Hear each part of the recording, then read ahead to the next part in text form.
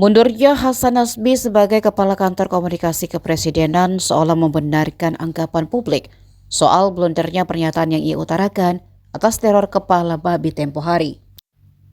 Meski demikian, dalam unggahannya di akun Instagram Total Politik, ia menjelaskan di beberapa podcast, apabila ada sesuatu pekerjaan atau masalah yang tidak bisa ditangani, maka harus tahu diri. Ia pun memutuskan mengundurkan diri sejak 21 April 2025. Hasan memilih berada di luar pemerintahan dan menjadi penonton. Lantas, bagaimana perjalanan karir Hasan Nasbi? Hasan Nasbi dilantik Jokowi sebagai Kepala Kantor Komunikasi Kepresidenan di Istana pada Senin 19 Agustus 2024. Hasan menjadi orang pertama yang akan menjabat sebagai Kepala Kantor Komunikasi Kepresidenan kala itu.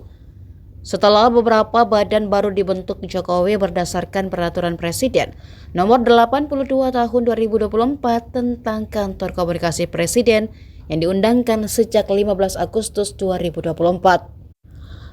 Hasan dikenal publik sebagai sosok yang kerap mengkritik Anies Baswedan. Hasan merupakan juru bicara TKN Prabowo Gibran pada Pilpres 2024 lalu.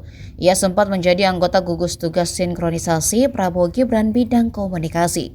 Download Tribun X sekarang, menghadirkan lokal menjadi Indonesia.